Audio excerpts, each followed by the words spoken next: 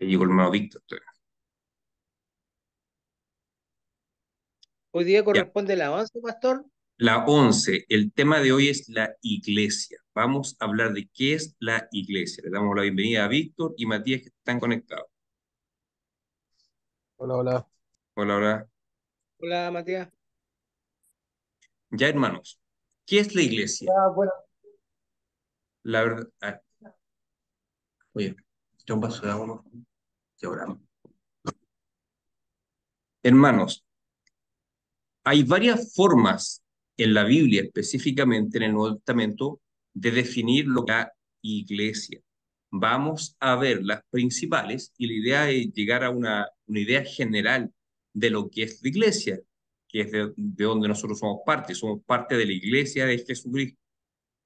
Una definición general de lo que es iglesia sería que la iglesia es la congregación de los santos que se reúne para adorar a Dios.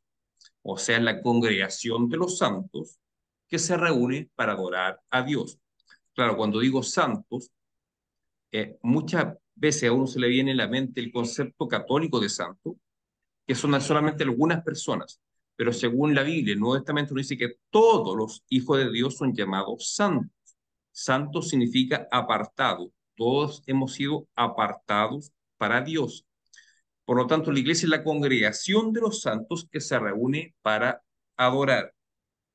Ahora, en el tiempo de la Reforma Protestante, Martín Lutero hizo una distinción entre lo que es iglesia visible y lo que es iglesia invisible. La iglesia visible sería todo lo que podemos ver con nuestros ojos. Cuando vamos el día domingo a la iglesia, vemos a los hermanos, vemos a todos los hermanos. Somos todos una iglesia visible. Lo que se hace en la iglesia, de predicar, cantar, reunir ofrendas, de administrar los sacramentos, todo eso es parte de la iglesia visible, lo que podemos ver con otros ojos. Pero ¿a qué se refería Martín Lutero con el concepto de iglesia invisible? Se refiere a la iglesia que solamente Dios conoce, es decir, a los que verdaderamente son salvos. Nosotros podemos fingir delante de Dios, podemos hacer profesión de fe y sin embargo hacerlo solamente de apariencia. Pero Dios que conoce nuestros corazones, Dios sabe auténticamente quiénes son sus hijos. Y los hijos de Dios están distribuidos a través de todo el mundo, en todas las denominaciones cristianas. A esa iglesia invisible apunta este concepto reformado de iglesia invisible. O sea, la iglesia visible es lo que vemos con los ojos y la iglesia invisible es aquellos que solamente Dios sabe quiénes son, que son los salvos, los escogidos de Dios. Entonces partimos aclarando ese concepto de iglesia visible versus iglesia invisible.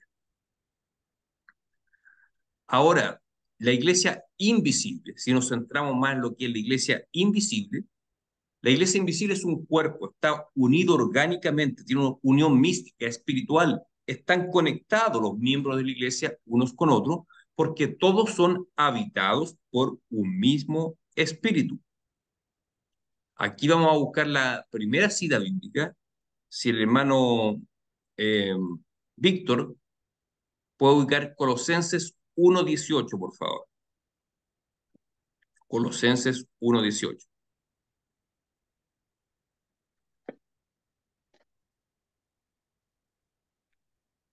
Y el hermano Gabriel ubique, por favor, 1 Corintios 12, versículo 12.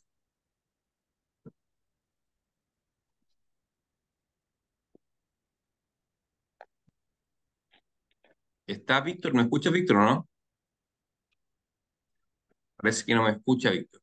Entonces, usted, hermano Gabriel, por favor, le cambio el texto. Ya. Busque Colosenses 1:18. Y Matías, el siguiente, 1 Corintios 12:12.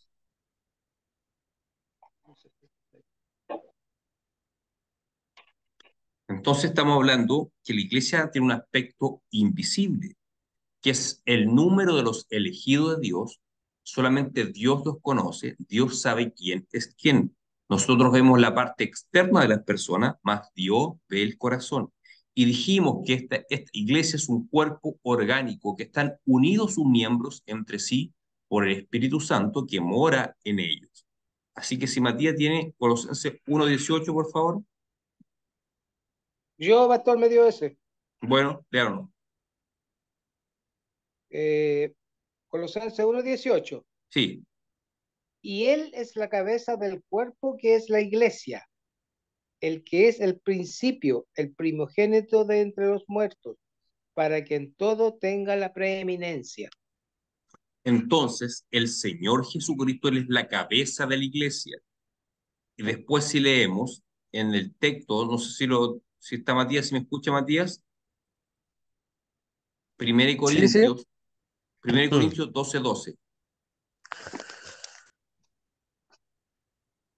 Porque El así texto, como porque así como el cuerpo es uno y tiene muchos miembros, pero todos los miembros del cuerpo, siendo muchos, son un solo cuerpo, así también Cristo, porque por un solo espíritu fuimos todos bautizados en un cuerpo, sean judíos o griegos, sean esclavos o libres, y a todos se nos dio a beber de un mismo espíritu.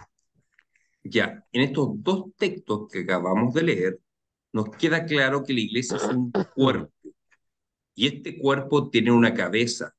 Amor, ¿me puede pagar el aire, por favor? Sí, por favor, estamos calorosos. Tiene una cabeza. La cabeza es el Señor Jesucristo, la cabeza del cuerpo. Y todos los miembros pertenecen a un mismo cuerpo y están unidos espiritualmente porque son habitados por un solo espíritu. Así que una forma de definir la iglesia es como el cuerpo de Cristo. La, la iglesia es el cuerpo de Jesucristo en un sentido espiritual, en un sentido místico, no en un sentido físico. Al estar todos los miembros, todas las personas que pertenecen a esta iglesia invisible, unidos a través del Espíritu Santo, están cohesionados en un solo cuerpo cuya cabeza es el Señor Jesucristo. Así que partimos dando una definición de iglesia, que es la asamblea de los santos que se reúne para adorar a Dios. Y también otra forma de definir la iglesia es como el cuerpo de Cristo. Vamos, vamos a ver si hermano Gabriel puede buscar, por favor, 1 Corintios 6:19. Y mientras tanto, Matías, que busque, por favor, 1 Pedro 2:9. Entonces, ahora vamos a ver otra forma de definir la iglesia. Dijimos que es una asamblea que se reúne para adorar a Dios, que es el cuerpo de Cristo. Y ahora vamos a ver otra forma de definir la iglesia, que es el templo del Espíritu Santo. Es el templo del Dios vivo. Si tiene el texto, hermano Gabriel, por favor. 1003, o sea, 1 Corintios, el capítulo, por favor, me dijo. 6:19. 6:19. Ya, aquí voy. 19. Ya, pastor, aquí voy. ¿Ya? ¿O ignoráis que vuestro cuerpo es templo del Espíritu Santo, el cual está en vosotros, el cual tenéis de Dios y que no sois vosotros? Ya. Entonces el apóstol Pablo le dice a los hermanos de Corintios que son templo del Espíritu Santo, en el sentido que el Espíritu Santo mora dentro de ellos. Por lo tanto, la iglesia es el templo de Dios, es el templo del Espíritu Santo, es donde el Espíritu Santo mora. Dios, por medio de su Santo Espíritu, mora en la iglesia. Así que otra forma de entender la iglesia es decir que es el templo donde mora el Espíritu Santo. La iglesia es templo del Espíritu Santo. La iglesia es una congregación que se reúne para adorar a Dios. Es el cuerpo de Cristo y también es el templo del Espíritu Santo. Vamos a ver ahora otra forma de definir la iglesia.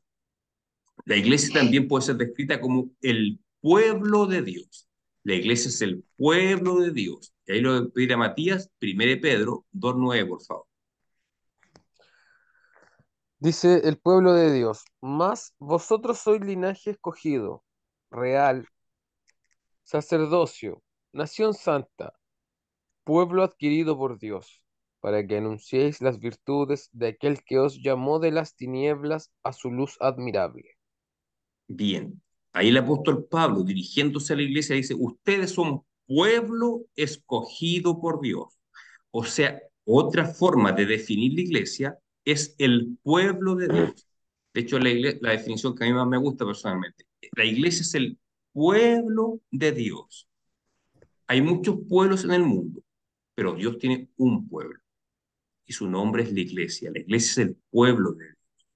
No sé si Víctor me puede escuchar o no.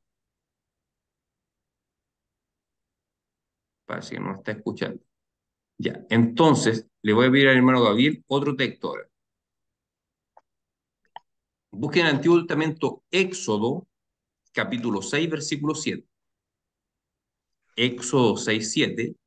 Y a Matías le voy a pedir Hechos 7, 38. Éxodo 6, 7, el hermano Gabriel, y Matías, Hechos 7, 38.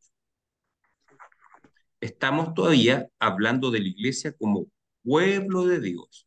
El apóstol Pedro dice que ustedes son pueblo adquirido por Dios. Y ahora vamos al Antiguo Testamento a ver qué nos dice al respecto. ¿Será que el Antiguo Testamento tiene que decirnos algo al respecto? Por supuesto que sí. Ahí. Capítulo 6, versículo 7, pastor, me dijo. Éxodo 6, 7, sí, correcto. Lo leo, lo tengo. Sí, Y os tomaré por mi pueblo y seré vuestro Dios. Y vosotros sabréis que yo soy Jehová vuestro Dios, que os sacó de debajo de las tareas pesadas de Egipto. vosotros sabréis que yo soy Jehová vuestro Dios. Ah, léelo de nuevo, por favor, hermano, repítelo. Y os tomaré por mi pueblo y seré vuestro Dios. Ahí, hasta ahí no. Y, ya, Un momento. Dice, los tomaré por mi pueblo y yo seré vuestro Dios. ¿A quién le está hablando ahí? Dios. Está al pueblo hablando de Israel. exactamente al pueblo de Israel. ¿Y qué le dice? Ustedes serán mi pueblo, yo los tomo por pueblo y yo soy vuestro Dios. O sea, la nación de Israel del Antiguo Testamento también recibe el nombre de pueblo de Dios. Pongan atención, en el Antiguo Testamento a la nación de Israel se le llama pueblo de Dios. Y en el Nuevo Testamento a la iglesia se le llama también pueblo de Dios. Y Dios tiene un solo pueblo. Por lo tanto, la iglesia es la continuación de Israel del Antiguo Testamento. Al pueblo de Dios en el Antiguo Testamento se le llama Israel. La continuación de ese pueblo de Dios en el Nuevo Testamento es la iglesia. Claro, la nación de Israel tenía una relación de raza entre sí, de una nacionalidad, pero la iglesia es de carácter universal. Por eso ahora ya no somos hermanos en Cristo por la raza, sino que por medio de la fe. Como dice Pablo a los Gálatas, por medio de la fe ustedes han llegado a ser hijos de Abraham. De tal forma que para ser parte del pueblo de Dios es por medio de la fe en Jesucristo. ¿Y qué pasó con el antiguo Israel? Bueno, si no se convierten a Jesucristo, no les sirve absolutamente de nada su nacionalidad. Cuando un judío se convierte a Cristo, recién pasa a ser parte del pueblo de Dios. El ser descendiente de Abraham en lo físico no es garantía de absolutamente nada. Solamente aquellos que ponen su fe en el Señor Jesucristo pasan a ser pueblo de Dios. De tal forma que Dios tiene un pueblo en el tiempo del Antiguo Testamento y también en el Nuevo. Y esa es la iglesia. Claro, Pablo dice que Dios no abandona a su pueblo en el sentido de que siempre hubo un remanente de Israel, siempre hubo un remanente judío que confió en Cristo como el Mesías. Los 12 discípulos fueron judíos, los primeros discípulos fueron todos judíos, Pablo era judío, de tal forma que Dios no se olvidó de Israel, sino que le concedió fe a un remanente, a un grupo pequeño dentro de la nación de Israel. Y ese grupo era llamado iglesia. Así que la iglesia es el pueblo de Dios que existía ya en el Antiguo Testamento. La iglesia como pueblo de Dios existe desde Adán, no podemos remontar al tiempo de Adán, porque Dios trató con Adán y le hizo una promesa de redención. Así que Adán ya era parte de este pueblo de Dios. Adán también fue parte de la iglesia. Y ahora quiero que leamos Hechos 7:38, que lo tiene Matías, me parece. Hechos 7:38. Aquí vamos a demostrar que la iglesia del Nuevo Testamento es el mismo Israel del Antiguo Testamento. Adelante, Matías, con el texto.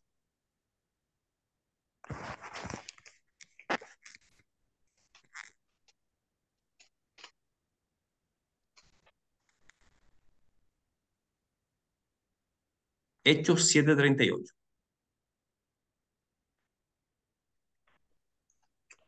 Yo, Hechos 7:38. Sí, por favor. Este es aquel Moisés que estuvo en la congregación en el desierto con el ángel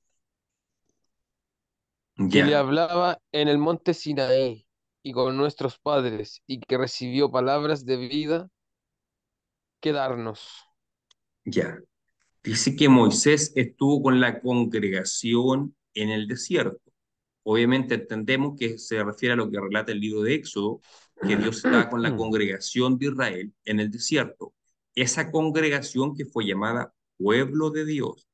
Ahora, lo interesante, que la palabra que se tradujo por asamblea en el desierto, como dice el texto, Matías, estaba con la asamblea, dice, ¿cierto? El texto que leíste recién. Congregación en el desierto. Congregación. La palabra que se tradujo por congregación al español en la Reina Valera 60, en el texto griego dice eclesía, y eclesía se traduce como iglesia. La palabra iglesia es la versión española del griego eclesía, y dice que Moisés estuvo con la iglesia en el desierto. Al decir con la congregación, si fuera una traducción más precisa, más exacta, como algunas versiones lo hacen, diría Moisés estuvo con la iglesia en el desierto, porque esa congregación, esa iglesia es el pueblo de Dios. El mismo pueblo de Dios en el antiguo lo es en el nuevo. Nosotros somos hermanos, Isaac, Jacob, todos sus personajes. Estamos unidos por la fe en Cristo. Claro, ellos no conocían a Cristo porque Cristo aún no venía, pero ellos ponían la fe en el Mesías que había de venir. Nosotros ponemos la fe en el Mesías que ya vino, que es Jesucristo. Nosotros, nuestra fe mira hacia el pasado, hacia 2000 años atrás, Cristo vino. Nosotros creemos que Jesús era el Mesías. Los judíos del Antiguo Testamento miraban hacia el futuro y por fe creían que Dios mandaría un redentor. Por esa fe somos hermanos, nosotros con ellos, y somos parte del mismo pueblo. Había una promesa hecha a Abraham que Dios enviaría un redentor llamado el Mesías o el Cristo. Y vamos a ver esa promesa. Hermano Gabriel, busquen el libro de Génesis, por favor. Génesis capítulo 3. Génesis 3, versículo 15. Y pondré enemistad entre ti y la mujer, y entre tu simiente y la simiente suya. Esta te herirá en la cabeza y tú le herirás en el calcañar. Ahí Dios le está hablando a la serpiente, a Satanás, le dice, pondré enemistad entre ti y la simiente de la mujer, entre los descendientes de la mujer. ¿Quiénes son los descendientes de la mujer? El pueblo de Dios, la nación de Israel y luego la iglesia. Dice que la simiente de la mujer, o sea, la mujer representa al pueblo de Dios y la simiente es un descendiente del pueblo de Dios, una persona que nace del pueblo de Dios. Esa persona, esa simiente, según lo que le explica Pablo a los Gálatas, es el Señor Jesucristo. Del pueblo de Dios surge el Mesías, el Redentor. De la nación de Israel surge Jesucristo el Señor, es un descendiente de David. Y esa simiente de la mujer, aquí hablando en lenguaje metafórico, la mujer representa al pueblo de Dios y la simiente es Jesucristo. Jesucristo habría de aplastar la cabeza de la serpiente, es decir, iba a derrotar a Satanás de una vez para siempre. O sea, a Adán y Eva, inmediatamente después de su caída, les fue hecha esta promesa, que Dios iba a mandar un redentor, que acá en Génesis 3:15 llamado la simiente de la mujer. Reitero, la mujer representa al pueblo de Dios y la simiente es el Mesías que habría de venir, el Redentor, el Cristo.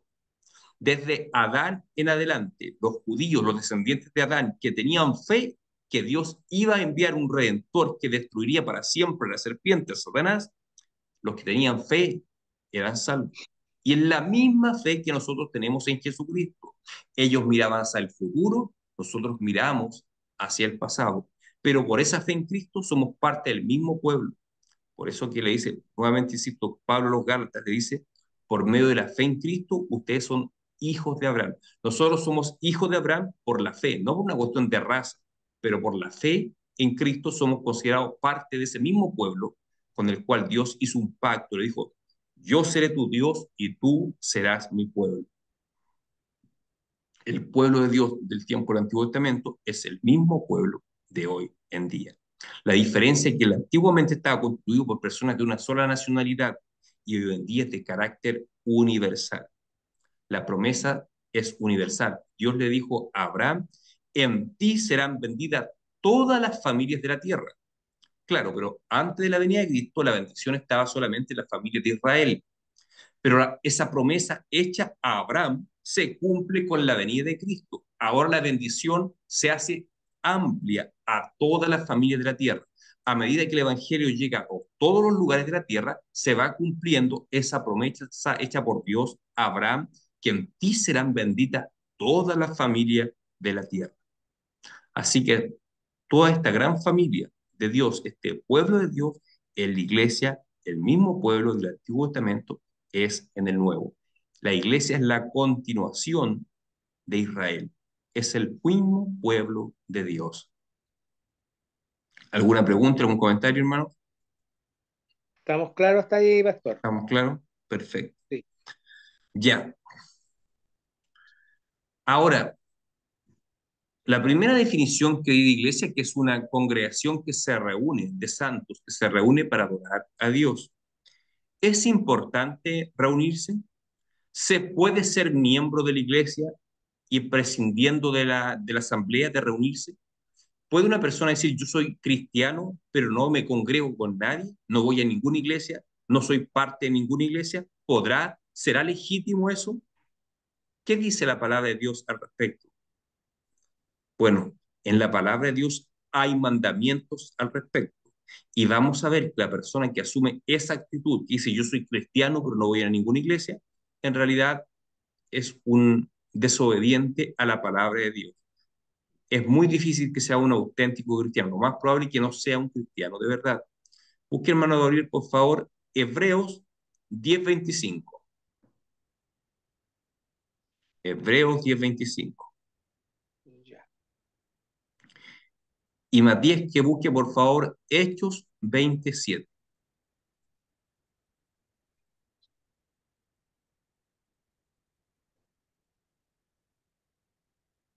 Hechos 27. Entonces dijimos, la iglesia es el pueblo de Dios y que se reúne para adorar. Ahora, ¿será posible ser miembro de la iglesia y no reunirse en ninguna parte con los demás hermanos? Eso es lo que vamos a ver, que está buscando el hermano Gabriel, que es Hebreo 10:25.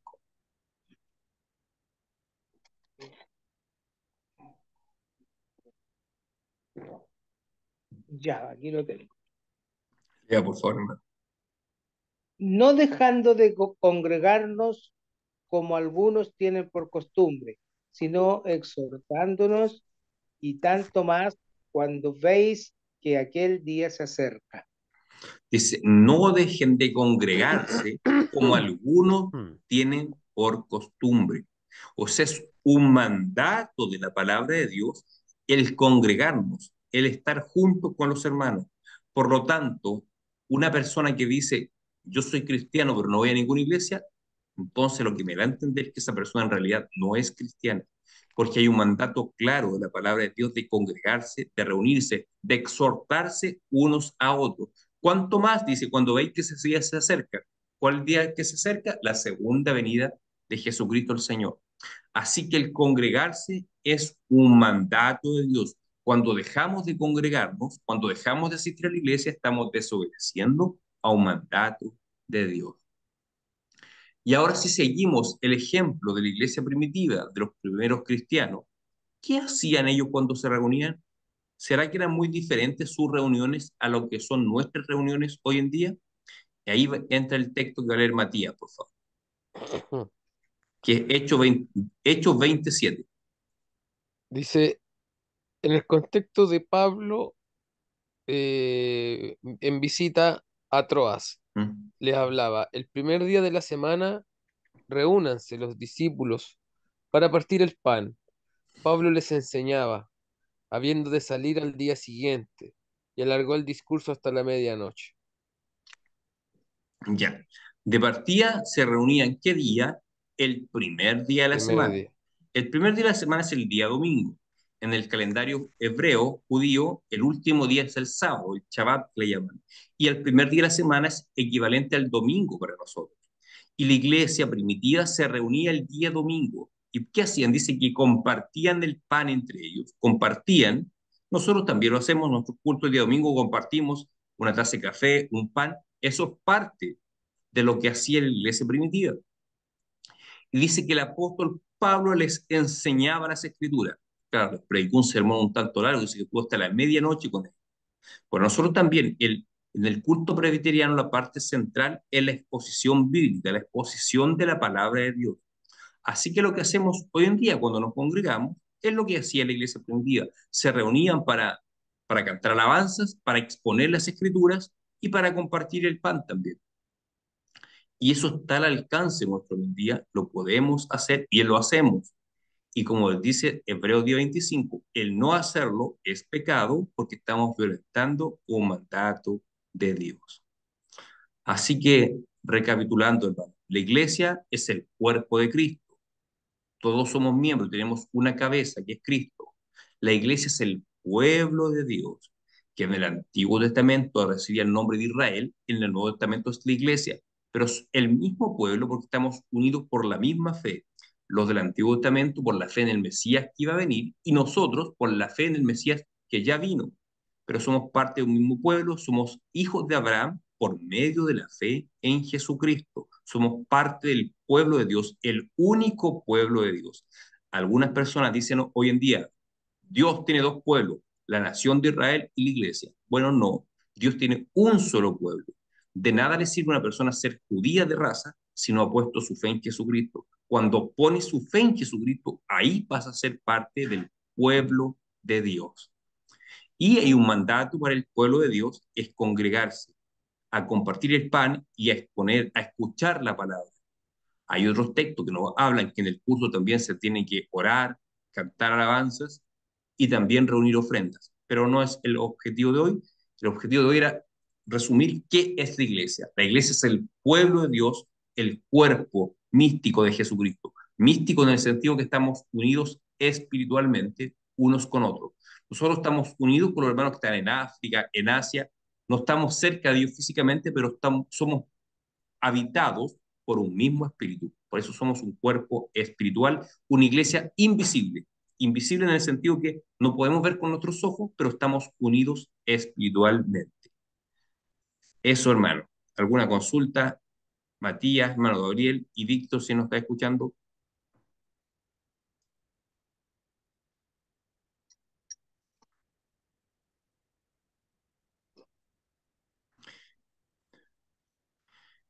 Entonces, Yo por mi parte, no, pastor. Todo perfecto. bien. Ok, Matías. ¿Hermano Gabriel? Sí, sí, estoy bien, estoy clarito, pastor. Ya. Entonces, la iglesia es más allá de una organización. La organización que vemos nosotros, por ejemplo, la denominación Iglesia Presbiteriana de Chile, que tiene una estructura, eso sería parte de la iglesia visible. La iglesia invisible es aquellos que solamente Dios sabe quiénes son, ¿ya? Y estos están en todas las denominaciones, en la iglesia bautista, iglesias pentecostales, en distintos países, en todas partes del mundo. Ese es el pueblo de Dios, a lo cual Martín Lutero se refirió como la iglesia invisible.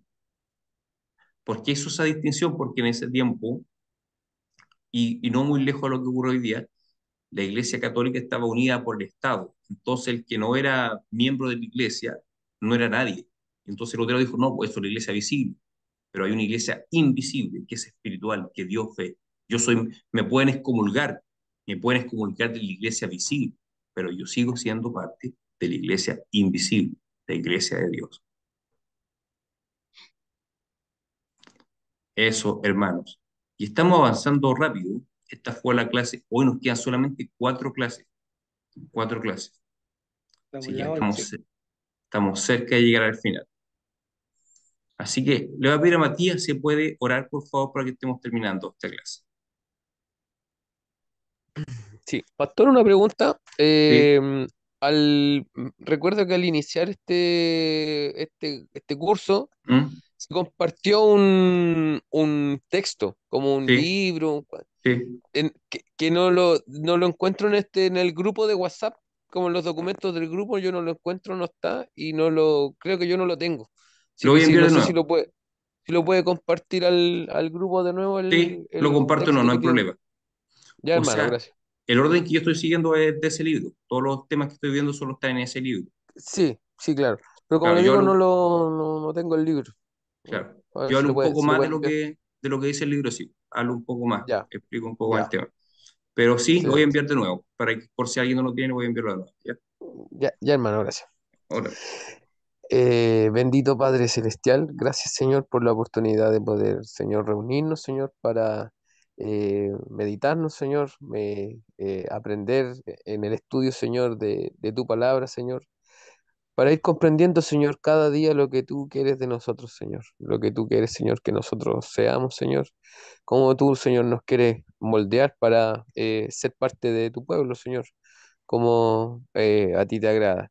Yo te agradezco, Señor, la oportunidad de contar con la enseñanza del hermano Edward, Señor, y la oportunidad de juntarnos, Señor, junto al hermano Gabriel, Señor, para poder comentar sobre ti, Señor, y lo que tú esperas de nosotros, Señor. Yo te pido también, Padre, por los hermanos que no pudieron estar, Señor, pero que sin duda van a poder, Señor, conectarse con posterioridad, Señor, al amén. estudio de esta clase.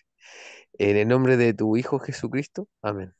Amén. Amén. Ya, pues, nos vemos, hermanos. Cuídense, Dios les bendiga. Pastor. Chao, que estén